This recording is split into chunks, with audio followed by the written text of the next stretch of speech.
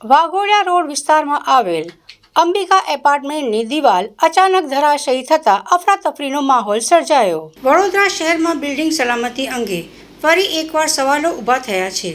શહેરના વાઘોડિયા રોડ વિસ્તારમાં આવેલ અંબિકા એપાર્ટમેન્ટની દિવાલ અચાનક ધરાશયી થતાં અફરાતફરીનો માહોલ સર્જાયો હતો। આ ઘટનાથી 2 થી વધુ લોકોને ઈજાઓ પહોંચવાની માહિતી સામે આવી છે। પ્રાથમિક માહિતી મુજબ આશરે 25 વર્ષ પહેલાં બંધાયેલ આ એપાર્ટમેન્ટની બાજુની દિવાલ અચાનક તૂટી પડી હતી। દિવાલ ધરાશયી થતાં આસપાસના લોકોમાં ભયનો માહોલ છેલાયો હતો અને સ્થાનિકોએ તાત્કાલિક રાહત કામગીરી શરૂ કરી હતી। ઘટના સમયે એપાર્ટમેન્ટના ઉપરના માળે રહેલા કેટલાક લોકો ફસાઈ ગયા હતા। ઘટનાની જાણ થતાં સ્થાનિક લોકો તેમજ બચાવ ટીમે તાત્કાલિક રેસ્ક્યુ ઓપરેશન હાથ ધરીને ફસાયેલા લોકોને સલામત રીતે બહાર કાઢ્યા હતા। ઇજાગ્રસ્ત લોકોને સારવાર માટે નજીકની હોસ્પિટલમાં ખસેડવામાં આવ્યા હોવાનું જાણવા મળેલ છે।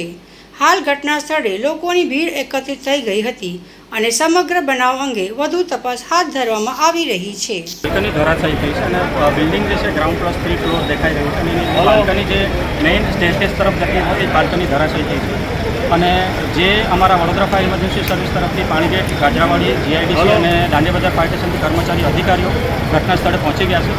એમને અમારા લેડર દ્વારા સુરક્ષિત રીતે ઉતારી રહ્યા છે। પ્લસ અમારું જે જીઆઈડીસી ફાયર સ્ટેશનનું ફ્રન્ટો સ્કાયલિફ્ટ 45 મીટર એ પણ આવી ગયું છે। એના દ્વારા અમે એમને કેજ દ્વારા ઉતારી લઈશું। હાલ ફિલહાલ એ બ્રોન્ટોને ઓપરેટ કરવા માટે જે જેપીના જે તારો છે વાયરો છે એ નડી રહ્યા છે એ પ્રક્રિયા ચાલુ છે।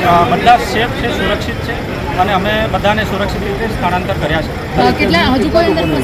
હજુ પણ એક જે 2 ઘર છે એની અંદર પરિવાર છે, બાળકો જાણવા મળ્યું છે, બાળકો છે, પરિવાર છે, ફેમિલી છે એમને ઉતારવા માટે અત્યાર સુધી જે મકાન દેખાઈ રહ્યા છે ફર્સ્ટ ફ્લોર, સેકન્ડ ફ્લોર એ બધા જે મકાનોમાંથી અમે રેસ્ક્યુ કર્યા છે। ટ્યુશન ક્લાસીસનું પણ બોર્ડ મારેલું છે, અંદર કોઈ બાળકો અભ્યાસ માટે આવ્યા હતા એવું કશું હતું?